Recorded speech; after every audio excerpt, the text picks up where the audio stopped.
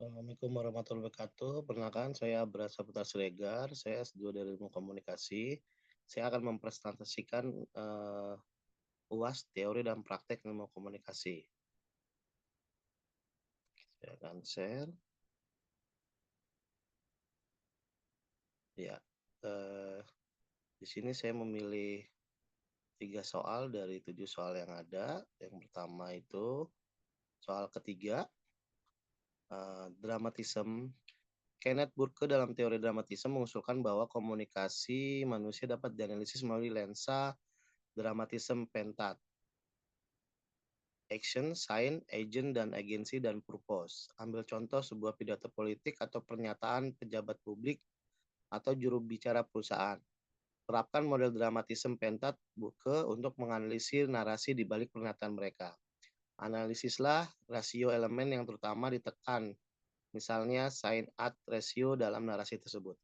Saya mengambil video Pilpres, yaitu calon presiden Anies Baswedan pada saat di Mataram dengan video desak Anies.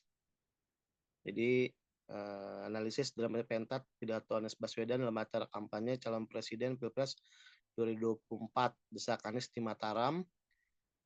Actionnya ACT-nya, tindakan yang dilakukannya adalah tindakan utama diangkat adalah mengajak masyarakat untuk berpartisipasi aktif dalam pemilu 2024, khususnya memilih nomor urut 1 Anies Mohaimin sebagai simbol perubahan. Anies juga menegaskan komitmennya untuk mewujudkan perubahan sosial ekonomi, seperti menurunkan biaya hidup, memperbaiki pendidikan, dan membuka lapangan kerja. Tindakan ini bersifat ajakan dan mobilitasi politik yang mengandung optimisme dan harapan besar. Ini actionnya yang pertama. Yang kedua, sense-nya, konteks atau nalar situasinya adalah konteks situasi politik sosial di Mataram, di NTB menjelang pemilu 2024. Dengan tantangan ekonomi, pendidikan, kebutuhan, perubahan yang mendesak. Sains ini juga mencakup atmosfer kampanye yang penuh semangat, harapan, dan dorongan untuk perubahan. Latar ini memberikan urgensi dan justifikasi kuat bagi ajakan Anies untuk bertindak. Yang ketiga itu agentnya ya, atau pelaku tindakan. Agen utama ini sangat jelas, yaitu Bapak Anies Baswedan sebagai calon presiden dan pemimpin yang diharapkan membawa perubahan. Selain itu masyarakat Mataram dan pendukungnya yang berperan sebagai agen kolektif yang diajak untuk berpartisipasi aktif. 4. Agensi, cara atau sarana melakukan tindakannya. Sarana digunakan adalah pidato langsung di hadapan massa, dialog terbuka, dan ada media sosialnya, dan kampanye berada di lapangan atau di sebuah ruangan. Anies menggunakan retorika persuasif yang menggabungkan fakta, harapan, dan ajakan moral untuk membangun dukungan. Penggunaan teknologi seperti perekam video bersama massa juga menjadi sarana yang memperluas jangkauan pesan. Jadi dengan video dan media massa juga menjadi sarana memperluas jangkauan pesan. Purpose atau tujuan dari tindakan. Tujuan utamanya adalah menggalang dukungan untuk memilih Anies dan memenangkan Pilpres 2024 yang merealisasikan visi perubahan Indonesia yang lebih adil, makmur, dan merata. Tujuan lain adalah membangun kesadaran kolektif dan semangat kebersamaan untuk perubahan yang inklusif dan berkelanjutan. Rasio elemen pentat yang ditekan dalam narasi tersebut adalah sign action ratio. Narasi sangat menekankan sign action ratio di mana kondisi sosial politik dan kebutuhan perubahan di Mataram menjadi latar belakang yang kuat untuk membentuk tindakan ajakan untuk memilih dan berpartisipasi aktif. Sains, konteks kampanye dan situasi masyarakat menjadi alasan utama dan motivasi bagi tindakan action yang dilakukan, yakni ajakan memilih dan perubahan. Agensi rasio. Agentnya Anies Baswedan sebagai figur pemimpin dan simbol perubahan sangat ditekankan, menjadi pusat narasi dan harapan. Agensi, pidatonya, dialognya, media sosial, kampanye di lapangannya berperan sebagai sarana pendukung sehingga agent lebih dominan dalam narasi tersebut. Purpose X ratio. Purpose dan X juga sangat terkait di mana tindakan ajakan dan kampanye diarahkan secara jelas untuk mencapai tujuan kemenangan politik dan perubahan sosial. Kesimpulannya, dalam pidato Anies Baswedan di acara Desak Anies Mataram, jika dianalisis dengan model pentat dramatis Burke menunjukkan Change X ratio sangat kuat, menempatkan konteks sosial politik dan kebutuhan perubahan sebagai latar utama yang membentuk tindakan ajakan. Agent Agency rasio yang menonjolkan peran Anies sebagai agen perubahan dengan sarana komunikasi sebagai alat pendukung.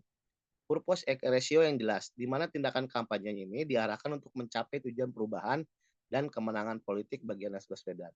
Narasi ini dirancang untuk meyakinkan audiens bahwa tindakan memilih dan mendukung Anies Baswedan adalah respon yang tepat terhadap kebutuhan dan harapan masyarakat Mataram dan masyarakat Indonesia secara luas. Selanjutnya saya akan menjelaskan pertanyaan nomor 4. Retorika Aristoteles menekankan etos, patos, logos sebagai elemen persuasi. Saya memilih pidato atau figur publik menurut Anda emosionalnya seperti apa? Saya memilih juga sama-sama dengan video Anies Baswedan. Analisis retorika Aristoteles pada pidato Anies Baswedan di acara kampanye calon Pilpres 2024 desak Anies di Mataram. Etosnya, kredibilitas dan karakter pembicara. Jadi kita tahu sendiri ya karakter dan kredibilitas pembicara itu Anies Baswedan membangun kredibilitasnya dengan menunjukkan sikap terbuka, rendah hati, dan dia mencapa audiens secara langsung dengan bahasa ramah dan akrab. Contohnya, udah dari jam berapa kalian di sini? Yang menciptakan kesan keramahan dan kedekatan.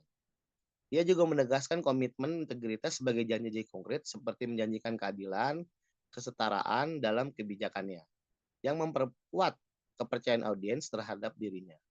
Dengan penampilkan dirinya sebagai sosok yang siap berdialog, dan menerima kritik, Anies Baswedan menegaskan etosnya sebagai pemimpin yang bertanggung jawab dan dapat dipercaya. 2. Patos atau daya emosi atau pengaruh perasaan audiens.